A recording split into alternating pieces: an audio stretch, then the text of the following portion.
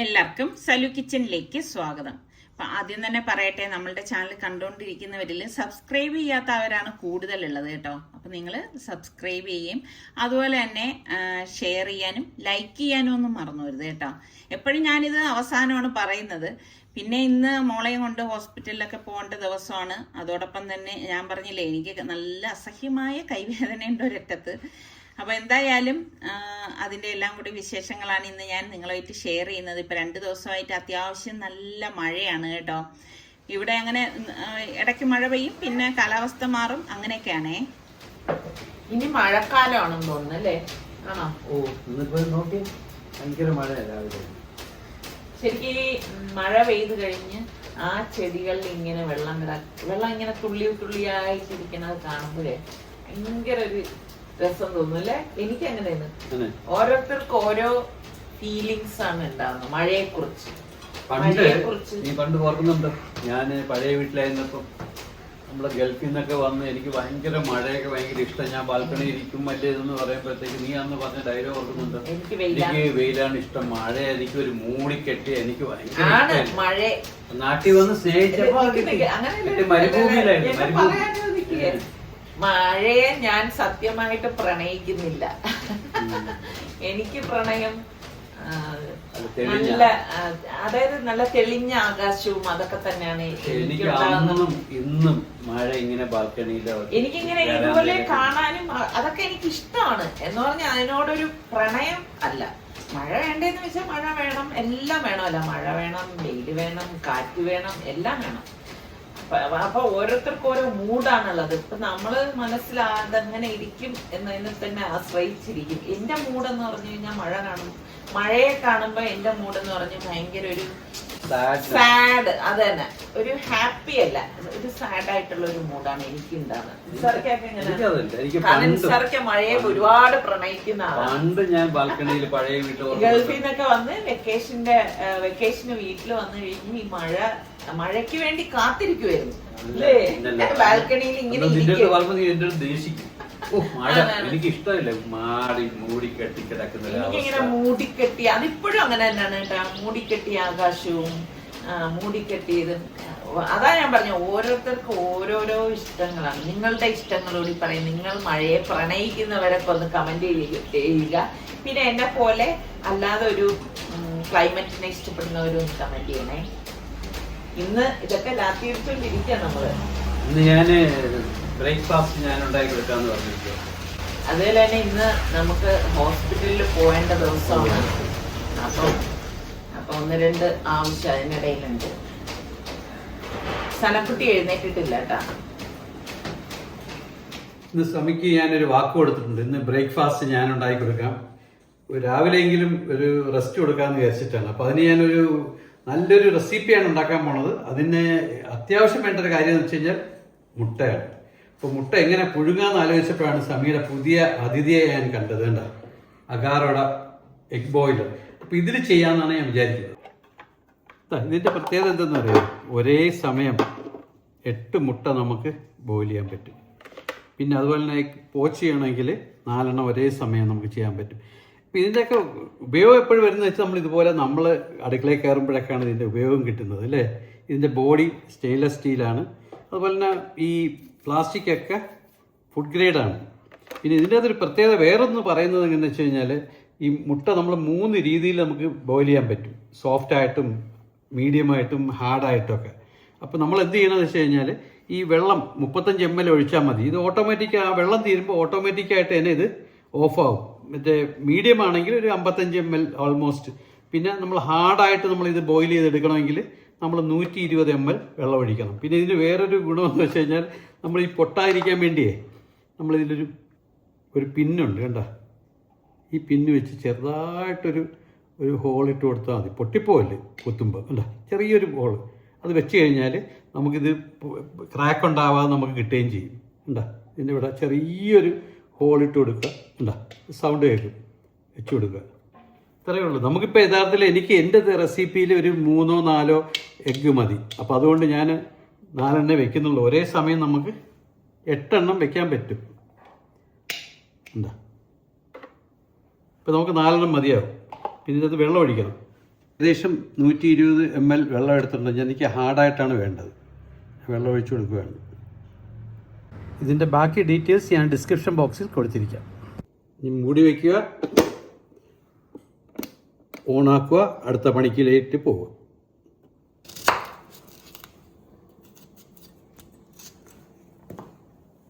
ഒണിയനൊക്കെ cut ചെയ്യാൻ വലിയ ഇഷ്ടമാണല്ലേ? ഇതിന് മറ്റേ പോലെ അല്ല കട്ട് ചെയ്യേണ്ടത്, കുറച്ച് വലിയ പീസായിട്ടാണ് കട്ട് ചെയ്യേണ്ടത്.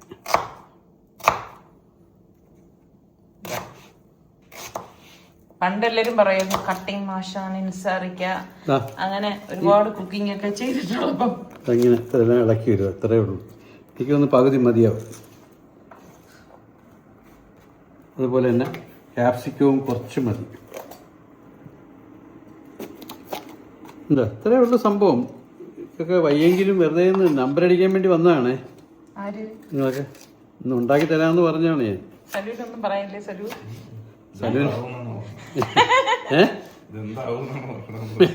എല്ലാവർക്കും സംശയമാണ് ഞാൻ എന്താ ഉണ്ടാക്കുന്നത്, ഇവർക്ക് അറിയില്ലല്ലോ. ഇങ്ങനെ മുട്ട പുഴുങ്ങി ബ്രെഡൊക്കെ വാങ്ങിച്ചു വെച്ച് ഇപ്പൊ വെച്ച് സാൻഡ്വിച്ച് ഉണ്ടാക്കുന്ന വെച്ചിരിക്കുകയാണ്. നോക്കാം. ഇത് കണ്ട, ഇതിലൊന്ന് സനമോക്ക് എഗ്ഗ് പോച്ച് ചെയ്ത് കൊടുക്കണം കേട്ടോ. ഇത് ഓട്ടോമാറ്റിക്, ഇത് നമ്മൾ കാവലിക്കേണ്ട കാര്യമൊന്നുമില്ല. ഓട്ടോമാറ്റിക്കലായിട്ട് ഇത് ഓഫാവും. വെള്ളം തീരും, അതാണ് അതിന്റെ കണക്ക്. പക്ഷെ ഇത് നല്ലതാണ്. ഇപ്പൊ ഗ്യാസ് ഒന്നും ഇല്ലാത്ത സമയത്തെ നമ്മള് ഇത് 500 വോൾട്ടിന്റെ ആണ്, പെട്ടെന്ന് സംഭവം കഴിയും. എന്താ കറക്റ്റ് ടൈമായപ്പോൾ അത് സ്വിച്ച് ഓഫായി. നമുക്ക് ഇതിൽ നിന്ന് ഓരോന്ന് എടുത്ത് വെള്ളത്തിലോട്ട് ഇടാം. വേണ്ട, ഇത്രയുള്ള സംഭവം പെട്ടെന്നായില്ലേ. ഇത്രയും ചെയ്യുന്ന സമയം കൊണ്ട് ഇതായി. മുട്ട കൂടി വേണം.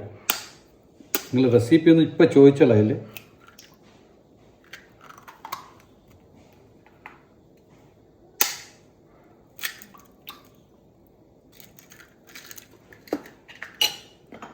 കുറച്ച് കുരുമുളക് പൊടിയും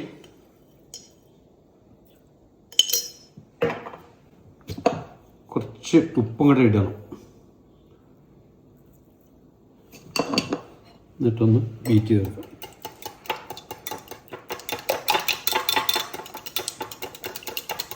ഇച്ചിരി വലിപ്പമൊക്കെ കിട്ടും. ഇതെന്ത് വാക്കില്ലാത്ത ഷേപ്പിലൊക്കെ.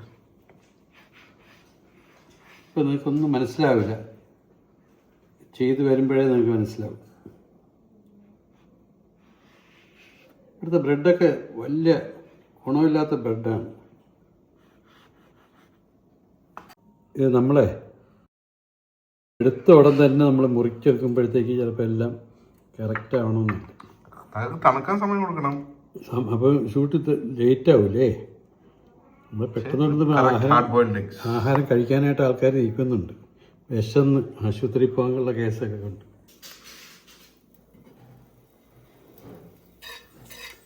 നമ്മുടെ ചട്ടി പോറല്ലേ. ഓ, ഇപ്പൊ എനിക്ക് മനസ്സിലായി ബ്രെഡ് എന്നിട്ട് അങ്ങനെ മുറിച്ചത്.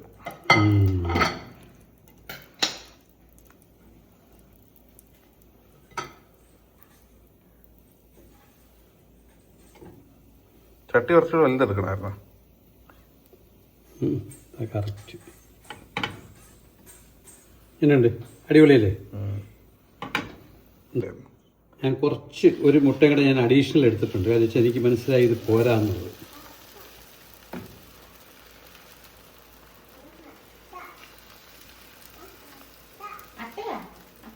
ചനവളം മുട്ട പറയണ ഹട്ടാന്നാണ്.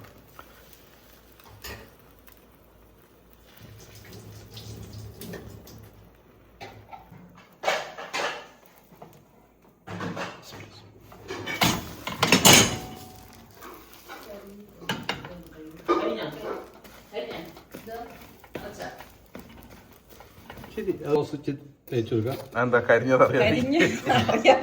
കരിഞ്ഞൊന്നുമില്ല, ചെറിയൊരു കളർ വ്യത്യാസം വന്നേ ഉള്ളൂ. അപ്പൊ നിങ്ങളൊന്ന് പറയും, ഇത് കരിഞ്ഞതാണോ ലേശം കളർ അത് ബട്ടർ ഇട്ടിട്ടൊന്നും അതെന്തറിയോ സംഭവിക്കാന്ന് വെച്ചാൽ ഇത് മറിഞ്ഞ ഇത് ഇളകി പോകുന്ന വെച്ചിട്ട് ഇവിടെ ഫാൻ തിരക്കി നടക്കുമായിരുന്നു ആൾക്കാർ. പിന്നെന്ത് സംഭവിക്കായിരിക്കും? നിസ്സാറിക്കാക്ക് ഒരേ വാശി ഈ പാനിലേ അതുണ്ടാക്കും. ഞാൻ പറഞ്ഞു വേറൊരു പാൻ എടുത്തിട്ട് ഒന്ന് ഫ്ലിപ്പ് ചെയ്യാനേ, അപ്പൊ കേക്കത്തില്ല. അല്ലാതെ അതുകൊണ്ടല്ല, ഈ മറിഞ്ഞു പോകുന്ന പേടിച്ചിട്ടില്ലേ, മുറിഞ്ഞു പോകുന്നു. ഞാൻ അല്ലാന്ന് ഗ്യാരണ്ടി പറഞ്ഞു. ഈ തർക്കത്തിൻ്റെ ഇടയിൽ തീ കുറയ്ക്കാൻ മറന്നു. ഇനിയാണ് ഇതിൻ്റെ പ്രധാന ഭാഗം വരുന്നത്. ഇനി വേറെ ബ്രെഡ് വെച്ചതിന് മൂടോ? ഒന്നുമില്ല. അപ്പൊ സൽമാൻ ഇത് കണ്ടിട്ട് തോന്നുന്നു എന്ത് ചെയ്യാമായിരുന്നു എന്ന് തോന്നുന്നു. ഓരോരുത്തർക്ക് ഓരോ ഐഡിയാസ് തോന്നൂല്ലേ ഒരു കാര്യം കാണുമ്പോൾ. ഞാനും എൻ്റെ പുറത്തുകൂടെ അടുത്ത് ഇതേപോലത്തെ ഒരു സെറ്റും കൂടെ വെച്ചിട്ട് മുറിച്ചെടുക്കും. എന്താ വെച്ച് ഈ മുട്ട ഞാനാണെങ്കിൽ ഇങ്ങനെ വെക്കൂല മൊത്തത്തില്. ഞാൻ മറ്റേ എക്സ്ലൈസർ വെച്ചിട്ട് ഓരോ ലെയർ വരില്ലേ. തീ കുറച്ച് വെച്ചിരിക്കല്ലേ? ഓ ഞാൻ കുറച്ച് പലർക്കും പല ഐഡിയ തോന്നും. പക്ഷെ തുടക്കത്തിൽ നിൽക്കൊരു ഐഡിയ തോന്നിയില്ലല്ലോ ഞാൻ ഉണ്ടാക്കുന്നതിന് മുമ്പ്. ഇത് വേണമെങ്കിൽ എന്ത് ചെയ്യാൻ ഇനി വേണമെങ്കിൽ ഒരു കാര്യം കൂടെ ചെയ്യാം. ഇതിൽ വേണമെങ്കിൽ ചീസൊക്കെ ഇടാം. അത് ഞാൻ ഇടുന്നുണ്ട്, നിങ്ങൾ പറയണ്ട. എന്താ ഇതാണ് ഉസ്താദകന്മാരാണ് കൂടുതൽ കേട്ടാ. ഇതാണ് നമ്മളെ വീട്ടിലെ അവസ്ഥ. ആരെങ്കിലും എന്തെങ്കിലും ചെയ്ത് കൊടുക്കാന്ന് പറഞ്ഞാൽ കൈ വയ്യാത്തതും കാല് വയ്യാത്തവരെല്ലാ സ്ഥലത്തെത്തും. ഈ കുറച്ച് കറുത്ത ഒലിവില്ല, കറുത്താണ് ഇടേണ്ടിയിരുന്നത്. കറുപ്പ് വേണോ? ഉണ്ടോ? ഉണ്ട്. ആ ഉണ്ടെങ്കിൽ എടുക്ക്, ഇല്ലെങ്കിൽ ഇല്ല. സലു പറയണത് വേണ്ട, അവന് ഇഷ്ടം. ഓരോരുത്തർക്ക് ഇഷ്ടത്തിനനുസരിച്ചാണ് ഇവിടെ റെസിപ്പി. പോട്ട് ഒറിഗാനോ അല്ല, ഒറിഗാനാണ് കേട്ടോ, നല്ല മണമാണ്. പാഴ്സലിയാണ്, വളരെ കുറച്ചിട്ടാൽ മതി. എനിക്ക് കഴിക്കുമല്ല, എനിക്കിഷ്ടമല്ല. ഇത് ഗാർലിക് ബ്രെഡ് സീസണിങ് ഇതൊക്കെ ഇടുമ്പോഴാണ് നമ്മളെ സാധനത്തിന് ഞാൻ ടേസ്റ്റ്. പറഞ്ഞ സാധനം ഇട്ടല്ലോ ചീസ്. ചീസ് കൊണ്ടേ മതിയല്ലേ, സങ്കടം കഴിഞ്ഞല്ലേ. അതാണ് വാരി വിതറേണ്ട സാധനം. ഇതിനെ പോലെ ഇരിക്കും ബാക്കി കാര്യങ്ങളൊക്കെ.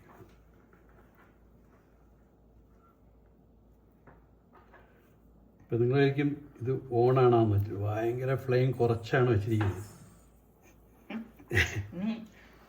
ഇനി കഴിയാമേ, മറു സൈഡും കൂടെ ആ രീതി ആവാൻ എനിക്ക് ഇഷ്ടമില്ല. ഞാൻ ഇപ്പോൾ ഉണ്ടാക്കി കഴിഞ്ഞിട്ട് ബാക്കി നോക്കാം. ഞാനൊരു കാര്യം ചെയ്യാൻ പോവാണ്. എനിക്ക് പേടിയാണ്, കഴിഞ്ഞ പ്രാവശ്യം കരിഞ്ഞതുകൊണ്ട് ഞാനൊരു പ്രിക്കോഷൻ എടുക്കാൻ പോവാണ്. ഈ ഒരു പ്ലേറ്റ് വെച്ചിട്ട് എന്താ ചൂടാക്കി ഈ പ്ലേറ്റ് വെച്ചിട്ട് അതിൻ്റെ മുകളിൽ വെക്കാൻ പോകണം. അങ്ങനെ തോപ്പിക്കാൻ പറ്റൂല നിസ്സാറിന്, മനസ്സിലായ? അടച്ചു വെച്ചു കൊടുക്കാം. ഓക്കെ, എല്ലാവരും അഭിപ്രായം പറഞ്ഞു. എങ്ങനെയുണ്ട്? നല്ല മണം. മണമുണ്ട്, കാണാൻ ഭംഗിയുമുണ്ട്. പിസയുടെ മണം ശരിക്കും. പിസയുടെ മണം. പിന്നെന്തോ ഇത് ഞാൻ ഉണ്ടാക്കിയത് പിസ അല്ലേ കേട്ടാ. അത് തീർച്ചയായും ചൂട് പോയിട്ട് വേണം ചെയ്യേണ്ടത്. വേണ്ട, ചൂടോടെ കഴിക്കാം.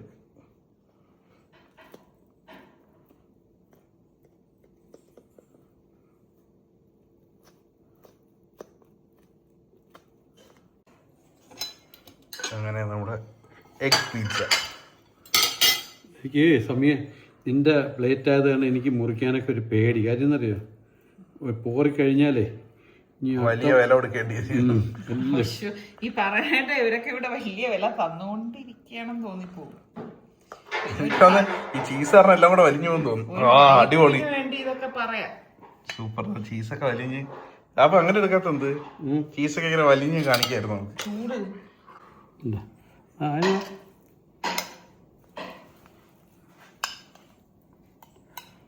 എന്താ ബിസ്മില്ലാഹിർ റഹ്മാനിർ റഹീം.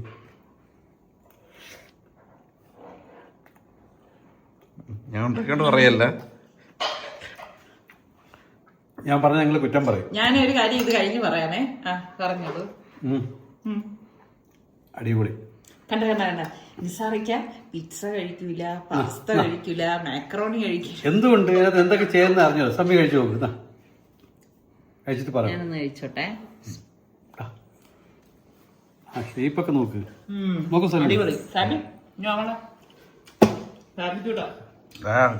ഇപ്പൊ സാധനം പൊളിച്ചിടണം. ഭാപിക്കുന്ന ഭാബി സത്യസന്ധമായിട്ട് പറയണം. ചൂട്. സുലൈമാനിയും ഇതുമാണ് ഇന്നത്തെ ബ്രേക്ക്ഫാസ്റ്റ്.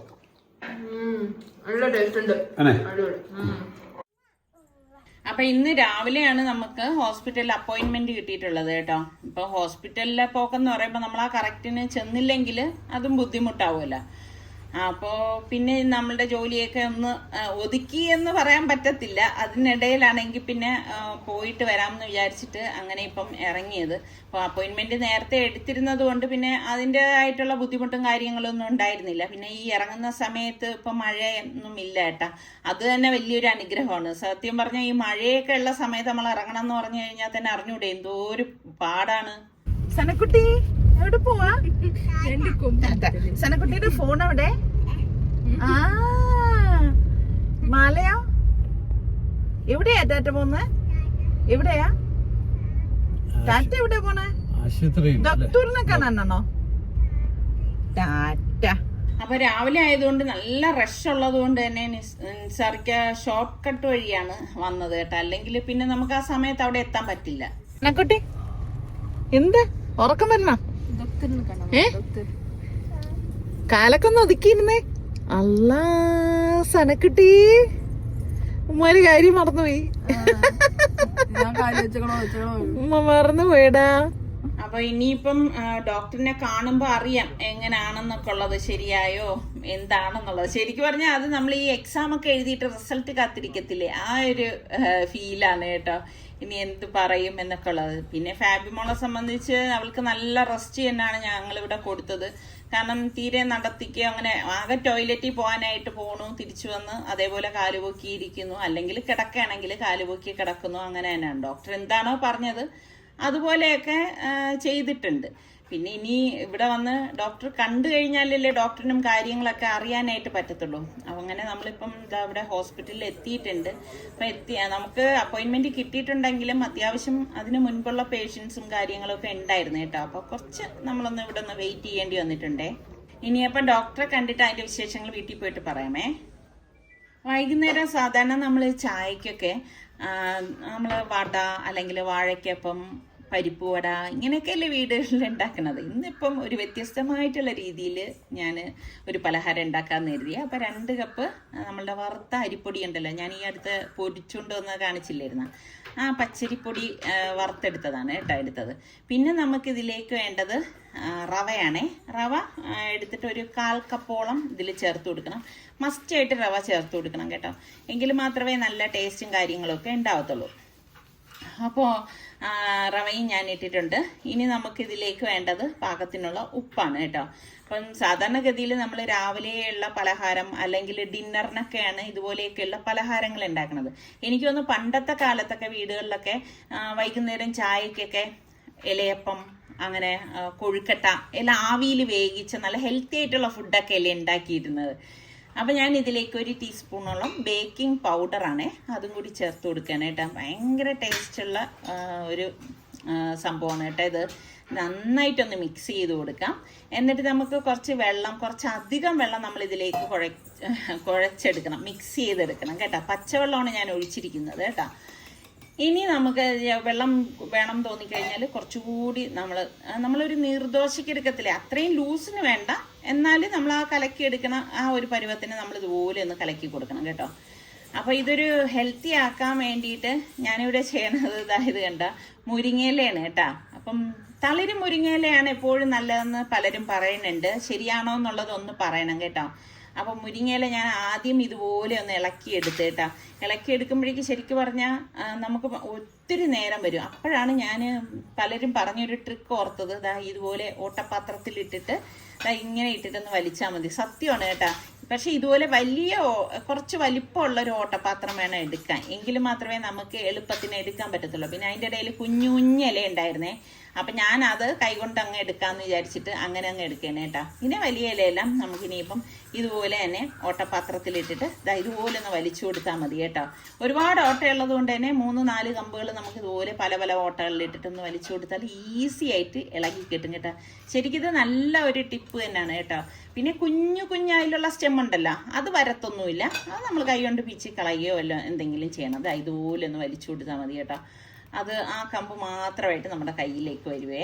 പലർക്കും ഇതുപോലെ മുരിങ്ങയിലയൊക്കെ കഴിക്കാൻ ഇഷ്ടമായിരിക്കും, പക്ഷെ അത് ക്ലീൻ ചെയ്യുന്നത് ആലോചിക്കുമ്പോഴാണ് അത് വേണ്ട എന്ന് തോന്നിപ്പോകുന്നത് അല്ലേ. ശരിക്കും നമ്മളുടെ ആഹാര രീതിയിൽ ഇതുപോലെയുള്ള ഇലവർഗ്ഗങ്ങളും പച്ചക്കറികളും ഒക്കെ കൂടുതലായിട്ട് ഉൾപ്പെടുത്തുകയാണെങ്കിൽ ആരോഗ്യത്തിനും വളരെ നല്ലത് തന്നെയാണ്. അപ്പോൾ ഞാൻ ഈ ഇല ഒന്ന് വാഷ് ചെയ്തിട്ട് വരാം. അതിനിടയിൽ നമുക്ക് ഈ മാവിലേക്ക് ഇതുപോലെ കുറച്ച് തേങ്ങ ഇട്ട് കൊടുക്കണം കേട്ടോ. തേങ്ങ അരക്കുകയും ഒന്നും വേണ്ട, ഒരു 2 കൈപ്പിടി തേങ്ങ ഇട്ടിട്ട് ഈ കഴുകിയെടുത്ത നമ്മളുടെ മുരിങ്ങയില ഉണ്ടല്ലോ ഇതിലേക്ക് ഇട്ട് കൊടുക്കാം കേട്ടോ. കൊച്ചു കുഞ്ഞുങ്ങളൊക്കെ ഉള്ള വീടുകളിൽ ഈ ഒരു രീതിയിൽ ഉണ്ടാക്കി കൊടുത്താൽ മതി കേട്ടോ. അപ്പോൾ പിന്നെ അവർ പിന്നെ അതങ്ങ് കഴിച്ചോളും. പിന്നെ നമുക്ക് കുറച്ച് ഓയിലും കൂടി ഇതിലേക്ക്, ഏത് ഓയിലായാലും കുഴപ്പമൊന്നുമില്ല, കുറച്ചൊന്ന് ഒഴിച്ച ശേഷം നല്ലതുപോലെ ഒന്ന് മിക്സ് ചെയ്തെടുക്കാം കേട്ടോ. പിന്നെ ഈ ഇല അരച്ചിട്ട് നമുക്ക് വേണമെങ്കിൽ ചെയ്തെടുക്കാം. പക്ഷെ ഇല അരയ്ക്കുമ്പം ആ ഒരു പച്ച ചൊവ്വ അതിനുണ്ടാവും. അപ്പോൾ അതുകൊണ്ട് ഞാൻ ഇലയൊന്നും അരച്ചിട്ടൊന്നുമില്ല, ഈ ഒരു രീതിയിലാണ് എടുക്കണത്. അപ്പോൾ വെള്ളം നമുക്ക് കുറച്ചു നേരം വെച്ചിരിക്കുമ്പോൾ വെള്ളം വേണം തോന്നും. അപ്പോൾ ആവശ്യത്തിനുള്ള വെള്ളം കൂടി ഒന്ന് ഒഴിച്ചു കൊടുക്കാം കേട്ടോ. പിന്നെ എപ്പോഴും നമ്മൾ ഉണ്ടാക്കുന്നതിൽ നിന്നും കുറച്ച് വ്യത്യസ്തമായിട്ടുള്ള രീതിയിലാണ് ഇന്നിപ്പോൾ ഞാൻ ഇത് തയ്യാറാക്കാൻ പോകുന്നത്. എപ്പോഴും നമ്മൾ റൗണ്ട് പാനിലല്ലേ ഉണ്ടാക്കുന്നത്. അപ്പോൾ കുറച്ച് മീൻകറി മിച്ചം ഉണ്ടായിരുന്നു. അപ്പം ഇത് വെറുതെ നമ്മൾ ചായക്കൊപ്പം കഴിച്ചാൽ മതി. പിന്നെ അതൊരു മീൻകറി ഉള്ളതുകൊണ്ട് ഞാൻ വിചാരിച്ചു ശരിയെന്നാൽ നിസാർക്കാക്ക് ഈ മീൻകറിയും കൂടി ചൂടാക്കി കൊടുക്കുക. നിസാർക്കാക്ക് അതൊക്കെ വലിയ ഇഷ്ടമാണ് കേട്ടോ, അങ്ങനെ ഇഷ്ടക്കേടൊന്നുമില്ല. അപ്പം ഇതുപോലെ വളരെ കുറച്ച് മീൻകറി ഉണ്ടായിരുന്നുള്ളൂ, അത് പിന്നെ ഒന്ന് ചൂടാക്കി എടുക്കാമെന്ന് കരുതി. അപ്പം ഈ നമ്മൾ വെച്ച മീൻകറി പിന്നീട് ഇതുപോലെ ചൂടാക്കി കഴിക്കുമ്പോൾ ഭയങ്കര ടേസ്റ്റ് ആണല്ലോ. നിങ്ങൾക്കൊക്കെ എങ്ങനെ അത് ഇഷ്ടമുള്ളവരൊക്കെ ഉണ്ടെങ്കിൽ പറയുക കേട്ടോ. അപ്പം നമ്മുടെ പാനിലേക്ക് ഞാനിവിടെ കുറച്ച് ഓയിൽ ഇതുപോലെ ഒന്ന് ബ്രഷ് ചെയ്ത് സ്പ്രേ ചെയ്തിട്ട് ഒന്ന് ബ്രഷ് ചെയ്ത് കൊടുക്കാം കേട്ടോ. ഇനി നമുക്ക് ഈ എടുത്തിരിക്കുന്ന മാവ് നമുക്കിതിലേക്ക് കോരി ഒഴിച്ചു കൊടുക്കാം.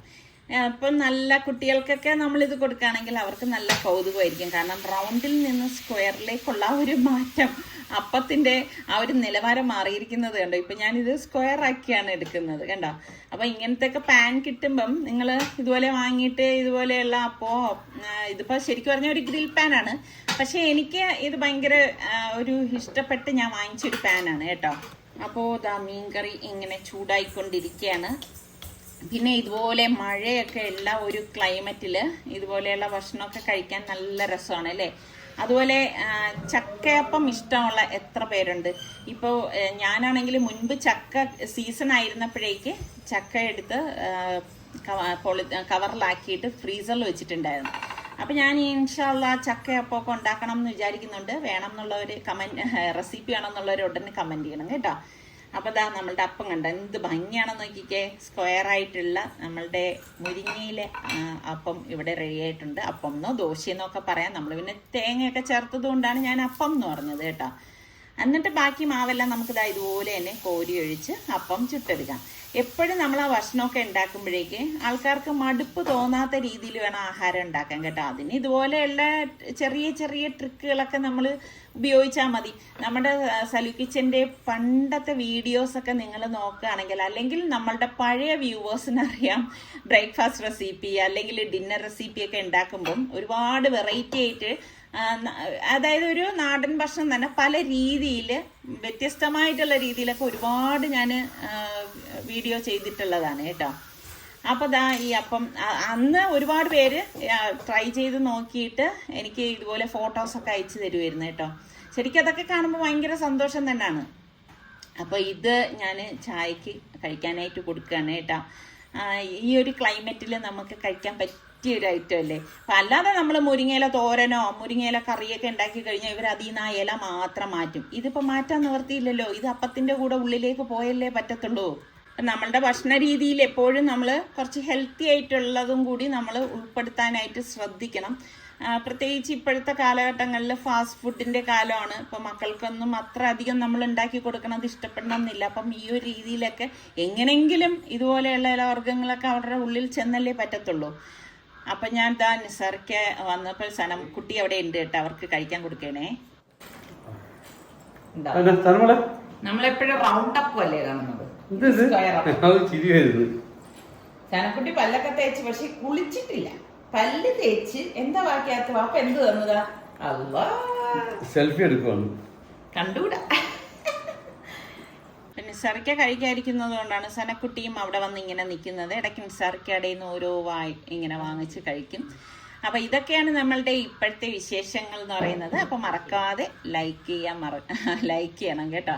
അടുത്ത് നല്ല റെസിപ്പിയോ വ്ളോഗായിട്ടൊക്കെ കാണാം. അതുവരെയ്ക്ക് എല്ലാവർക്കും ബൈ.